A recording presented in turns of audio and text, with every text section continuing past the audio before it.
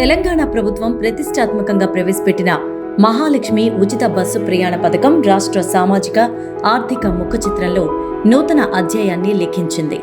మహిళా సాధికారతే లక్ష్యంగా ప్రారంభమైన ఈ పథకం ద్వారా లబ్ధి పొందిన మహిళల రవాణా ఛార్జీల మొత్తం 10,000 కోట్ల మార్కును చేరుకుంది. 28 నెలల్లో రాష్ట్ర వ్యాప్తంగా దాదాపుగా 290 కోట్లకు పైగా జీరో ఉచిత ప్రయాణం టికెట్లను మహిళా ప్రయాణికులు వినియోగించుకున్నారు. ఆర్టీసీ బస్సుల్లో గతంలో 40% ఉన్న మహిళా ప్రయాణికుల వాటా నేడు ఏకంగా 67% పెరగడం ఒక అద్భుతమైన మార్పు. ప్రతిరోజు 35 లక్షల మందికి పైగా మహిళలు సురక్షితంగా, గౌరవంగా తమ గమ్యస్థానాలకు చేరుకుంటున్నారు. త్వరలోనే ఆధార్ కార్డుల అవసరం లేకుండా అత్యాధునిక చిప్ ఆధారిత స్మార్ట్ కార్డ్స్ ద్వారా ఈ ప్రయాణాన్ని మరింత సులభతరం చేసేందుకు రాష్ట్ర ప్రభుత్వం సర్వం సిద్ధం చేసింది.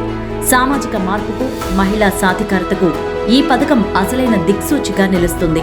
బస్సు ప్రయాణమే కాదు, ఇది తెలంగాణ ఆడబిడ్డల ఆత్మగౌరవ ప్రయాణం. మహిళలు ఆర్థిక స్వతంత్రం వైపు సాగుతున్న ఒక మహోన్నత ప్రస్థానం.